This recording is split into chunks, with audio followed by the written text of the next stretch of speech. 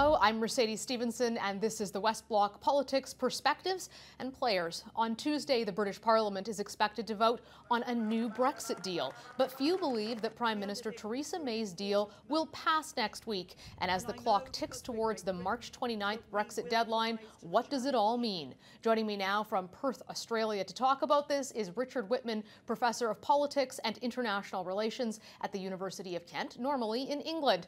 Thank you so much for joining us, Richard. First of all, what do you expect to happen on Tuesday when the British Parliament votes on the Brexit deal? Well, at the moment, it looks pretty unlikely that the government will win on the vote, which means that it creates the condition of uncertainty that we've been living with for some time now, which is we know that the government has made a deal with the European Union, but it can't get that deal through its own parliament because it can't get the support essentially of its own backbenchers and its coalition or its voting supporting partner, the Democratic Unionist Party. Why is Theresa May having such a problem getting support from her own backbenchers on this deal? Well, there are three possibilities. The government can either decide that it's going to go back to the European Union and try and renegotiate another deal, but that seems unlikely because the European Union is not interested in doing that. Secondly, it could decide to try and get a further period for negotiation with the EU. But again, that looks unlikely at the moment because the so-called Article 50 extension process is one that all member states, the other member states, would have to agree on. The third possibility is that you could have some kind of way of breaking the deadlock in the UK, which is to have a general election. And that general election might then lead to another referendum, another vote on the part of the British public. But at the moment, if none of those things happen, then the default position is the UK leaves the EU at the end of March, and it leaves the EU at the end of March with no agreement in place, which would lead to, frankly, a very complicated and an economically damaging situation for the UK. One of those options you spoke about is a possible second Brexit referendum. How likely is it that that will happen? Well, to get to a second referendum, you'd have to have a majority of members of parliament who'd be willing to pass the legislation to have a second referendum. And it's clear at the moment there aren't that many members of parliament who'd be willing to support a second referendum. So I think the only way you'd get to that is through a general election in which you'd have one or more of the main political parties would offer a referendum, probably the opposition Labour Party. And so really, I think you're looking at a kind of two-stage process. It's possible, just about possible, to have a general election in advance of the planned exit date for the UK from the EU.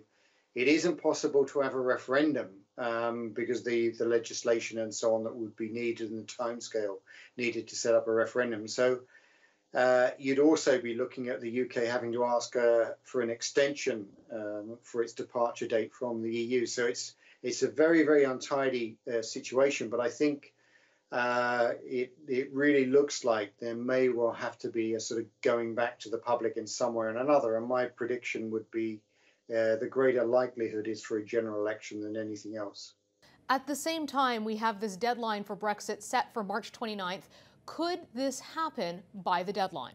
No, it's simply not possible. I mean, the British government has taken a very, very long time to strike a deal with the EU. I mean, it could have done a deal essentially 18 months ago. The outlines of the deal were there already.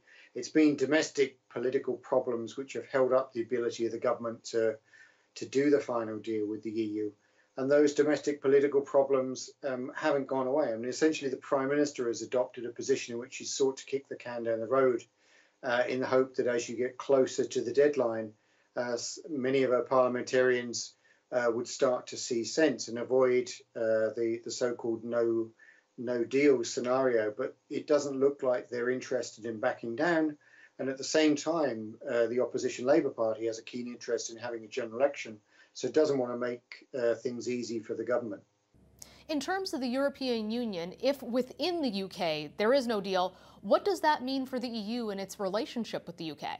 Well, the agreement that you have in place at the moment is one that just provides for the UK's withdrawal from the EU and essentially decides that you're not going to change too much in the relationship between the EU and the UK for a two-year period or to the end of end of 2020, and to use that period between now and the end of 2020 to negotiate, a new type of relationship between the EU and the UK.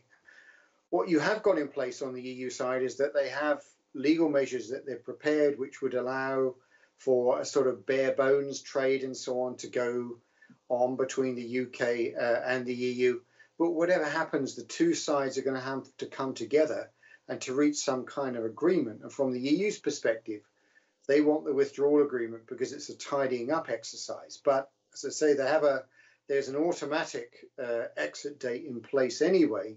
And the UK's sort of bargaining hand is stronger in the period up to exit. Once it exits, it becomes a normal third country and different legal articles apply. And that gives the EU essentially different powers or a different perspective on negotiating with the UK as a third country, which will then almost certainly result in a much longer period of negotiation between the EU and the UK. So from their perspective, it's very untidy, but they're also locked into a position in which they haven't really got much wiggle room either. Looking ahead to April, where do you think all of this will end up? Well, I think at the moment it's impossible to see the domestic political situation change in the UK. And therefore, I think you are talking about a firefighting type scenario. You almost certainly won't have the withdrawal agreement in place unless the UK really is able to persuade the EU to extend the negotiating period for very good reasons. In other words, the government believes that it can get a deal, but it just needs more time. And from the EU's perspective, it would much rather have the withdrawal agreement that it's negotiated than it would have to sort of start from scratch or have this very untidy no-deal Brexit.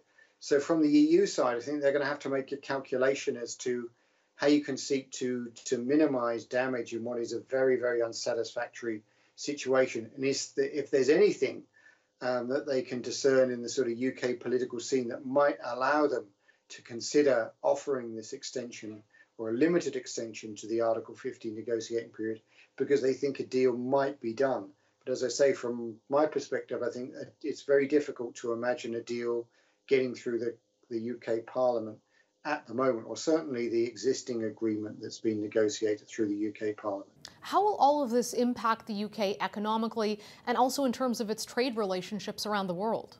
Well, one of the things about the withdrawal agreement, the agreement that provides for the UK sort of leaving the EU in a tidy fashion, is that it also allows for the provision that third country trade agreements would continue to exist in the format that they do at the moment. In other words, the EU position is that it asks third countries to treat the UK as if it's a continuing member of the EU.